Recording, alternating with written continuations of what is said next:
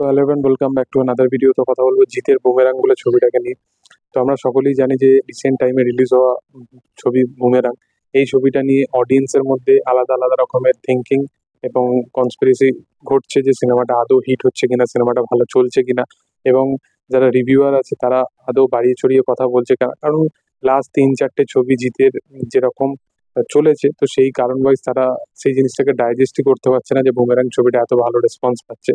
তো বুমেরাং ছবিটা প্রথমে যেরকম সিনেমা হলে মানে মুক্তি পায়, তারপরে অবশ্যই কম হয়, কারণ কালকি ছিল, তার সাথে সাথে অযোগ্যর একটা হিউজ মানে লেভেলে রিলিজ করা হচ্ছে অযোগ্যকে।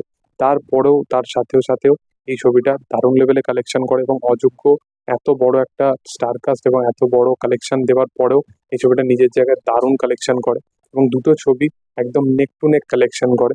এবং তার সাথে সাথে বুমেরাং শুধু এমন একটা জিনিসপত্র মেনটেন করে চলেছে, যেটা হচ্ছে যে এই ছবিটা কিন্তু মাল্টিপ্লেক্স চেনেও কিন্তু প্রথম, যদি সপ্তাহটা যদি দেখো, যেটা মানে জিতের এর বিগত যতগুলো ছবি ছিল তার তুলনায় কিন্তু এই ছবির কিন্তু অনেকটা গ্রাফ বেশি, কারণ মানুষ এটা মাল্টিপ্লেক্সে দেখাও অনেকে প্রেফার করেছে, তো যেটা দেখতে বেশ ভালো লাগছে।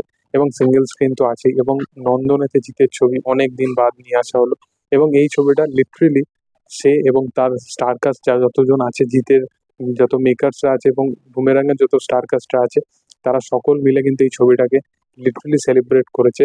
এবং 25 দিনের মাথায় এই ছবিটা, আমি দিনে বলেছিলাম যে এই ছবিটা কিন্তু লং টাইমের জন্য চলবে, লং টাইমের জন্য রান করা একটা ছবি। এটা এটা সহজে কিন্তু সিনেমা হল থেকে সরবে না এই ছবিটা।